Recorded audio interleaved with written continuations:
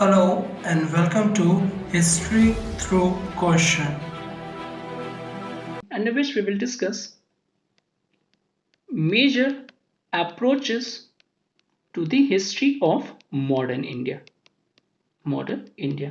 So first of all, इसको understand करने के लिए अगर हम एक कॉन्सेप्ट समझे कि अगर कोई भी एक पीरियड की हिस्ट्री है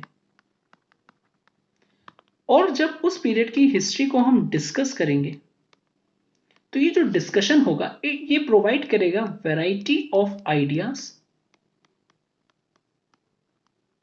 and explanations related to the history of that period. Okay, और ये जो आइडियाज और जो एक्सप्लेनेशन ये काफी क्रूशियल हो जाते हैं in order to understand this society, today society. Okay, so जो किसी भी जो स्टार्टिंग पॉइंट होता है in the history of a society वो क्या होता है, उसकी फेमिलियरिटी पे डिपेंड करता है. That is the familiarity with this historiography. उसका जो ओरिजिन उसको समझने के लिए हिस्टोरियोग्राफी का अंडरस्टैंड करना बहुत इंपॉर्टेंट है. हिस्टोरियोग्राफी बेसिकली अगर हम इसको सिंपल लैंग्वेज में कहें, that is the study of historical interpretation. जो उस पीरियड की जो हिस्ट्री है उसको कैसे इंटरप्रेट किया गया है. ओके, अच्छा, ये जो हिस्टोरिकल इंटरप्रिटेशन है इसकी एक कंडीशन है, ये इंटेलेक्चुअल कॉन्टेक्स्ट में होना चाहिए. ठीक है, इसको इंटरप्रेट हम करें in the intellectual context and not just as a narration of events. सिर्फ जो इवेंट्स हैं उसको नरेट करके ना करें बट इंटेलेक्चुअल कॉन्टेक्स्ट में हम करेंगे, तब हम किसी भी स्टार्टिंग पॉइंट होगा सोसाइटी का वो अच्छे से अंडरस्टैंड कर पाएंगे.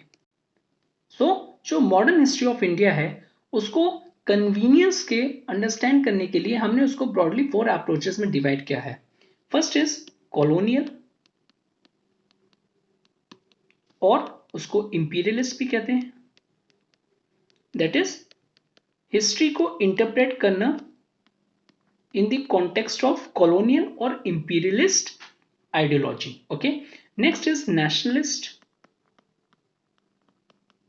third is Marxist,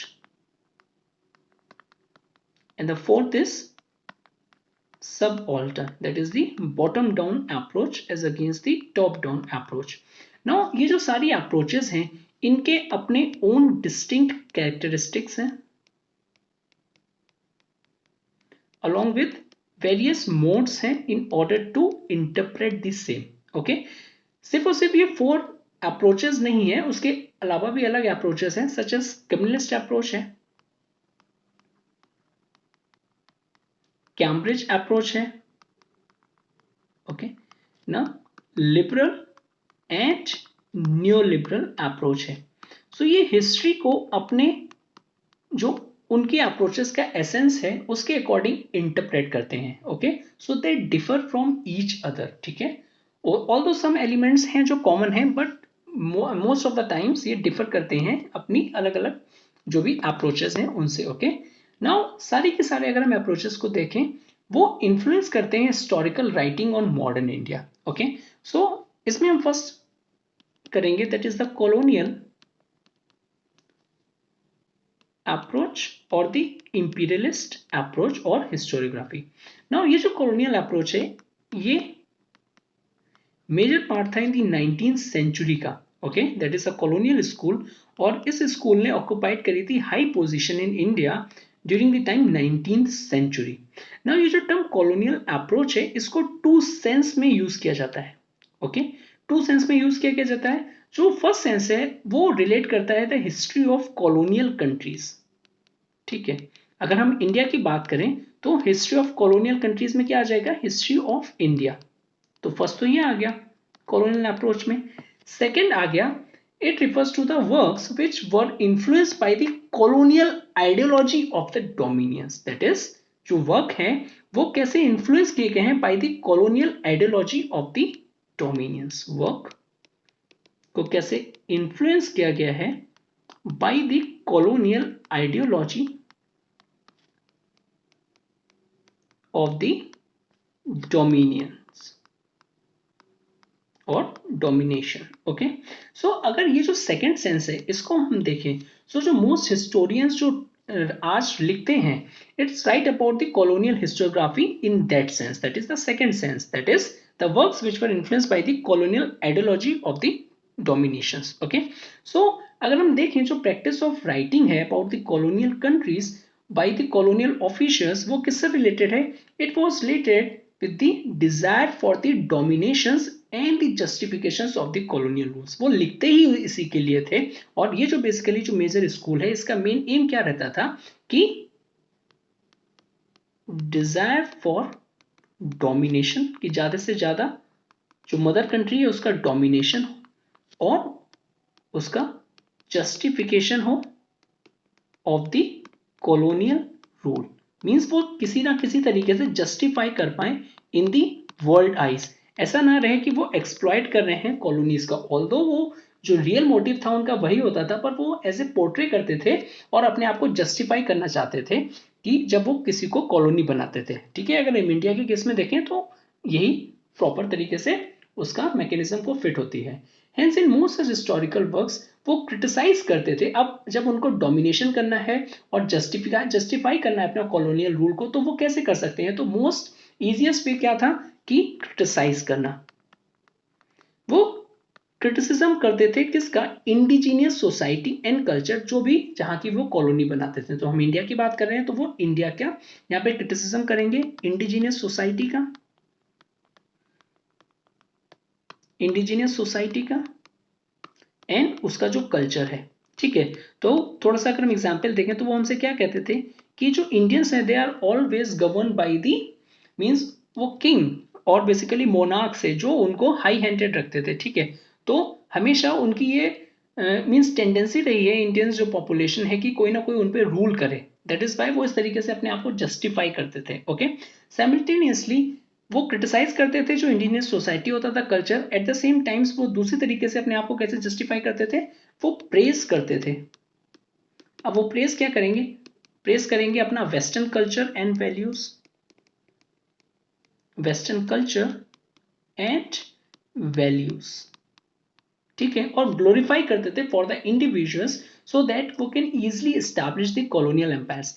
नाउ अगर हम प्रेज में देखें तो एक बहुत ही फेमस एक statement made by, and basically अगर हम देखें तो वहां पे जो एक गवर्नर हैं उन्होंने बनाया था, और उन्होंने ये कहा था कि जो एक वेस्टर्न बुक शेल्फ है ऑफ द लिटरेचर की, it was equal to the whole of western and Asian literature.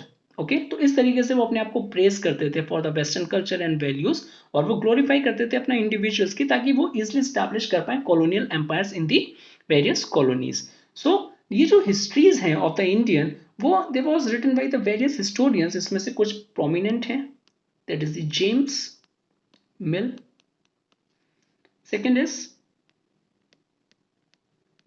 Mount Stuart, Elphinstone,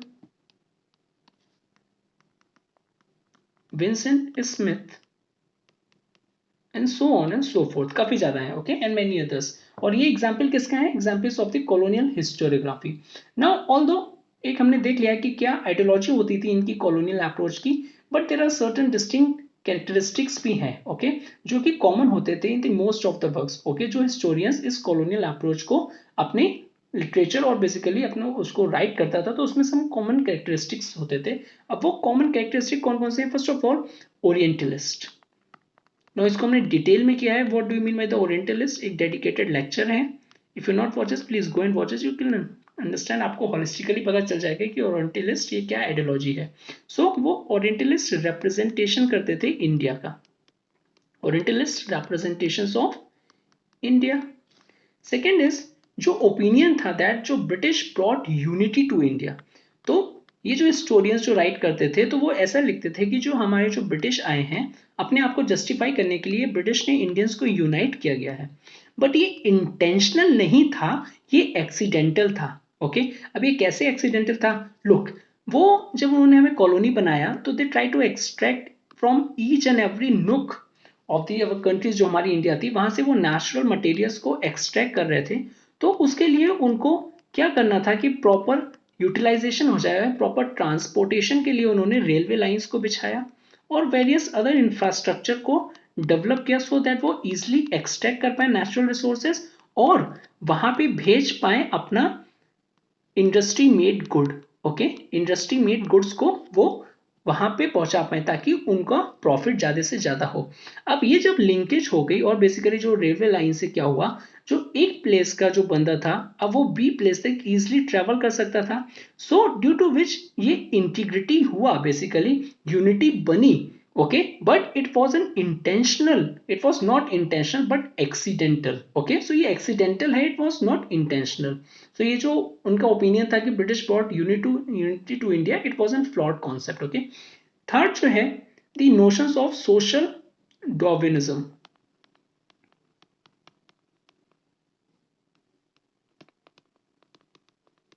so as per this notion, जो इंग्लिश थे वो कंसिडर करते थे अपने आप को superior to the natives and the fittest to the rule. Okay, तो वो अपने आप को सुपीरियर कंसिडर करते थे और फिटेस्ट करते थे कि वो फिट है और बेसिकली वही है जो रूल करेंगे आपके ऊपर। ओके, और जो इंडिया था उसको वो कैसे देखते थे, एक स्टैग्नेंट सोसाइटी जो कि कभी प्रॉस्पेरस नहीं कर रही है, स्टैग्नेंट सोसाइटी। ठीक है, ना ही वो प्रॉस्पेरस कर सकती है अनलेस एंड अनटिल की जो वेस्टर्न जो है और जो ब्रिटिशर्स हैं उसको सपोर्ट करें। ओके, ना ही वो ग्रो कर सकती है और ना ही वो प्रोग्रेस कर सकती है, अपने आप वो स्टैग्नेंट रहेगी, वो आगे वहां से नहीं बढ़ सकती है। ओके, सो ड्यू टू विच इसके लिए उनको गाइडेंस चाहिए फॉर द ब्रिटिश, और वही जहां उनका that is the white man's burden theory. इनकी जो व्हाइट मैंस बर्डन की जो थ्योरी थी वो इसी को जस्टिफाई करती थी। Okay, at the same times also establishing the pax Britannica, that is to bring law and order, हमें लॉ एंड ऑर्डर लाना है and peace to the brick ring society और the to the deteriorating society, जहां की society degenerate हो रही है, तो वहां पे हमें क्या लाना है, लॉ एंड ऑर्डर लाना है और पीस लाना है उस सोसाइटी में। So this is about the colonial approach, और बेसिकली अगर हम देखें imperialist approach, so this is all about the same. Okay, so in the next lecture we will try to discuss the nationalist approach, okay, and the Marxist approach, and so on and so forth. See, if you like this video, please do like, share and subscribe, and thank you very much for watching this. Have a good day.